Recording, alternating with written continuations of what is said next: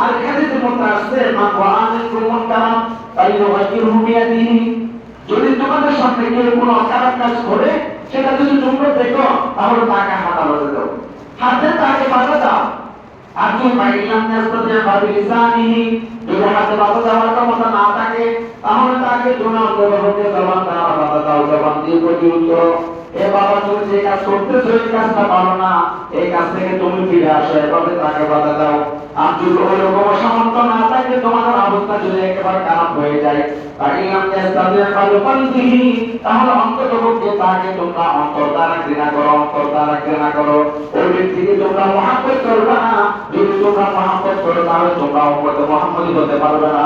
ওয়াযালিকা আযাবুল ঈমান, হাদিসের মধ্যে রাসূলুল্লাহ সাল্লাল্লাহু আলাইহি ওয়াসাল্লাম বলেন এটা হলো ঈমানের একেবারে নিম্ন স্তর, দুর্বল ঈমানদার।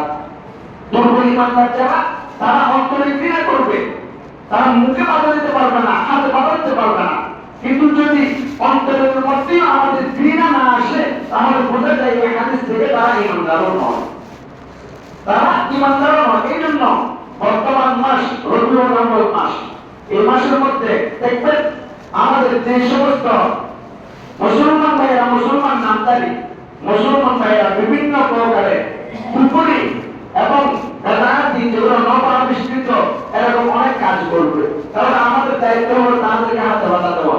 যদি হাতে বাধা দেওয়ার সামর্থ্য না থাকে, হাতে বাধা দেওয়ার জন্য কিছু নিয়ম কানুন আছে, আমার আমির থাকতে হবে, খেলাফত ইসলামিয়া থাকতে হবে, ইসলামী খেলাফত, ইসলামী আইন কানুন হতে হবে।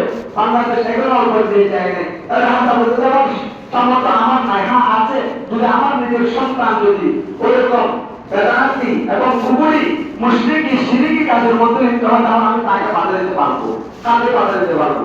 আর যদি হাতে বাধা দেওয়ার সামর্থ্য না থাকে তাহলে আমি মুখে বাধা দেবো।